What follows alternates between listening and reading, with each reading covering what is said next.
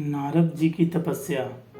एक बार नारद जी हिमालय पर्वत के एक निर्जन स्थान में जाकर समाधिस्थ हो गए। उन्होंने विषय वासनाओं पर विजय प्राप्त करने के लिए परब्रह्म की कठोर साधना करने लगे। उनकी इस प्रकार कठोर साधना करते देख देवराज इंद्र भयभीत हो गए। उन्होंने इस विषय में देव गुरु बृहस्पति से परामर्श करने का विचार किया। वे आचार्य बृहस्पति के पास पहुंचे और उनसे कहा, आचार्य, नारद हिमालय पर्वत पर बड़ी कठिन साधना कर रहे हैं। मेरी समझ में यह नहीं आ रहा है कि वे इतना कठोर तप किस उद्देश्य के लिए कर रहे हैं। देवगुरु बृहस्पति बोले, इंद्र, संभव है नारद के मन में तुम्हारे सिंहासन को प्राप्त करने की लालसा पैदा हो गई हो, शायद इसलिए वे इतनी कठोर साधना कर रहे हैं। देवगुरु की बात सुनकर इंद्र और भी भयभीत हो गए। उन्होंने आचार्य बृहस्पति से पुनः पूछा, आचार्य, यदि ऐसा हुआ तो मेरे लिए यह बहुत दुखदायी बात होगी। मुझे परामर्श दीजिए कि ऐसी हालत में मैं क्या करूं। आचार्य बृहस्पति बोले, इंद्र, तुम तो देवों के राजा हो, सर्वशक्ति संपन्न हो, सामर्थ्यवान हो। मैं तुम्हें इस विषय में क्या परामर्श दे सकता हूँ? तुम स्वयं ही कोई उपाय सोचो। आप ठीक कहते हैं आचार्य जी, मुझे कोई ना कोई उपाय सोचना पड़ेगा। कहते हुए इंद्र वहाँ से चले गए। अपने महल में पहुंचकर उन्होंने कामदेव को बुलवाया और उनसे कहा, कामदेव, नारद हिमालय पर्वत पर एक निर्जन स्थान में बैठे कठोर तपस्या कर रहे हैं। मैं चाहता हूँ कि तुम उनके पास जाओ और अपनी मायावी शक्ति द्वारा जैसे भी हो उनकी तपस्या भंग कर दो, जैसी आपकी आज्ञा।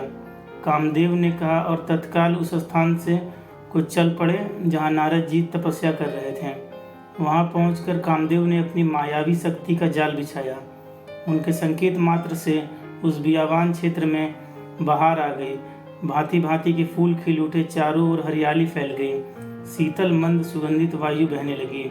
कलियों पर भंवरे गुंजन करने लगे तथा भांति भांति के रंग बिरंगे पक्षी कलरव करने लगे। कुछ ही क्षण में स्वर्गलोक की एक अप्सरा प्रकट हुई और नारद जी के सामने मनोहारी नृत्य करने लगी। उनके घुंघरुओं की मधुर ध्वनि वातावरण में गूंजने लगी। लेकिन कामदेव का यह प्रयास व्यर्थ ही साबित हुआ। अप्सरा नृत्य करते करते थक गई, किंतु नारद जी का ध्यान नहीं टूटा। थक हार कर अप्सरा वापस लौट गई। तब पूरा होते ही नारद जी ने आंखें खोली। कामदेव ने सोचा, यदि नारद जी को बाद में यह पता लग गया कि मैंने उनकी तपस्या में विघ्न डालने की चेष्टा की है तो वह मुझे श्राप दे देंगे। उचित यही है कि मैं स्वयं ही उन्हें सच्ची बात बता दूं। यह सोचकर उन्होंने नारद जी के समक्ष पहुंचकर उन्हें साष्टांग प्रणाम किया। नारद जी ने उन्हें आशीर्वाद देकर कहा, आओ कामदेव। कामदेव ने कहा, अपराध क्षमा हो देवर्षि, मैंने आपकी तपस्या भंग करने का प्रयास किया था। नारद जी ने पूछा, पर क्यों? किसके आदेश से तुमने ऐसा किया? कामदेव बोले, देवर्षि, मुझ में इतनी हिम्मत कहाँ नहीं जो स्वयं ही आपको तप से डिगाने का कार्य करता। मुझे ऐसा करने को कहा गया था। नारद जी बोले, किसने ऐसा करने को कहा था? कामदेव, इन देवराज इंद्र ने, उन्होंने ही मुझे यहाँ भेजा था। कामदेव ने सच्ची बात बता दी।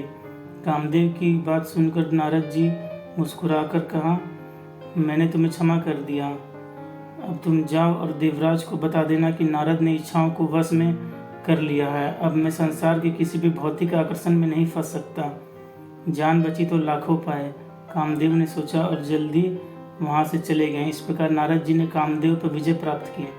अगर ये कहानी आपको पसंद आए तो चैनल को सब्सक्राइब जरूर करें। वीडियो देखने के लिए धन्यवाद।